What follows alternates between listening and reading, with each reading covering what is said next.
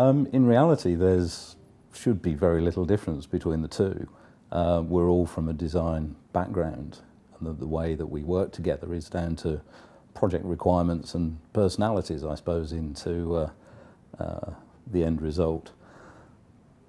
We should be all achieving the same goal, that we have clients that we're providing projects for, but we also have end users that are going to actually experience whatever's created.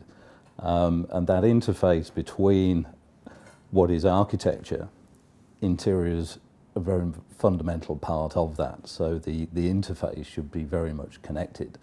And at Gensler, because we're a multidisciplinary firm, we're working very hard to actually integrate all of those disciplines to the end goal of the project and the client.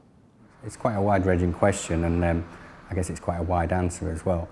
Each of the disciplines are quite broad and cover lots of sub-disciplines in a way, particularly architecture, which touches on urbanity, urbanism, sociology, and elements of psychology, and then right the way through to the technical aspects of design and law. Interior design, I guess, is slightly more contained as a discipline and less multi-headed. Obviously, architecture is regulated, or has been regulated for nearly 200 years, and has a very well-renowned, well body which has supported the profession, and up until recently, interior design has been a sort of a standalone discipline without that sort of backbone and support. So.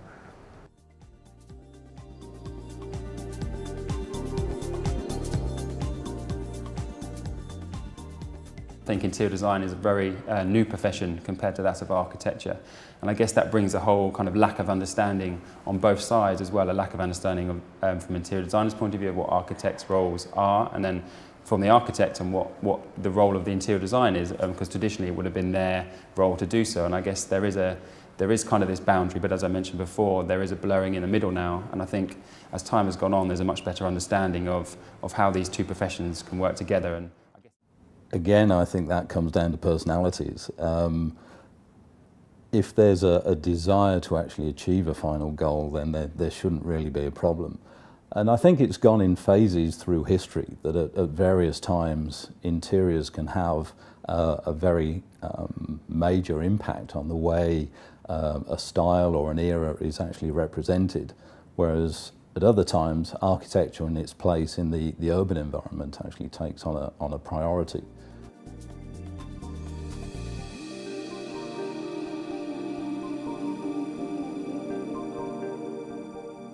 I agree with it in part, but I think there's definitely been an improvement within interior design education at degree level, and then obviously when it get into professional practice as well. The Surface Design Show and other shows also help this. And here at 1508 we regularly have CPDs where trades come in and they teach us about their finishes and products.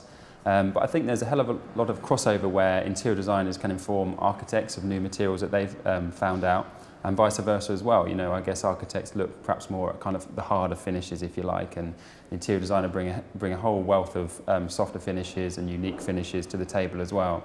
And I guess there's a real synergy there between the two, and both are kind of educating each other. And that's, I guess, a better way of looking at it. It's not all coming from the architect looking down on the interior designer. You know, the interior designer can also, you know, give their two penneth in terms of what's new out there, and I guess the Surface Design Show certainly helps that, because both architects and interior designers both attend it. I think people need to be more informed and better informed of what's out there, how they perform, how to actually get the relevant information, but also where the industry is going with new products. So I think that helps from both sides of the coin.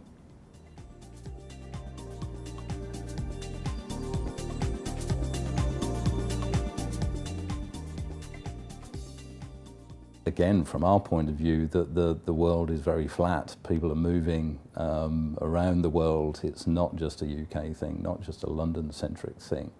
And I think that helps the attitude as well. Having different cultures working within design teams, responding differently to work in different locations is very important as well.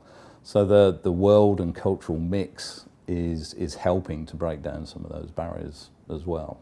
And the other interesting thing is that they're becoming much more transient and much more dynamic. So I think the interface between the disciplines is becoming much more creative and much more interesting.